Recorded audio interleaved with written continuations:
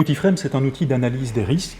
Il en existe beaucoup des outils d'analyse de risque. Les particularités de FREM, c'est de partir du contexte et non pas d'un programme ou d'une institution, et d'avoir une approche multidimensionnelle. Travailler sur les 5 grandes dimensions du risque selon l'approche du CAD à l'OCDE, le risque politique, sécuritaire, environnemental, économique et sociétal. Le plus souvent, l'outil FREM est utilisé pour une meilleure compréhension du contexte, dans cette diversité de ces 5 dimensions, mais aussi pour être capable d'échanger sur ce contexte et de partager des informations. Une fois que cela est fait, bien entendu, cet outil pourrait avoir vocation à informer, appuyer des prises de décision, à la fois au départ d'une intervention de développement, mais aussi pour l'évaluation de cette intervention, sa mise en œuvre, voire l'élaboration d'un nouveau programme. L'outil FREM essaye de jouer sur 2 pans. La flexibilité d'une part, mais également proposer à la personne qui doit l'utiliser une checklist d'une série systématique de risques et d'indicateurs de risques à étudier.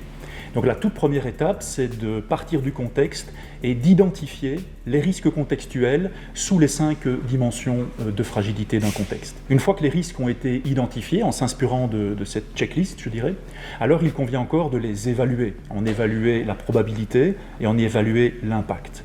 Le tout donne une analyse détaillée pour chacun des risques, quels sont les facteurs de risque, les facteurs à long terme, les dynamiques à plus court terme, les événements déclencheurs, quelle est la capacité des acteurs à peser sur la probabilité du risque, mais également quel est l'impact de ces risques. Est-il localisé? Touche-t-il des populations nombreuses? Une fois que tout cela est fait, on a alors une matrice de risques, je dirais, qui résume pour chacune des dimensions l'ensemble des risques identifiés et leur intensité.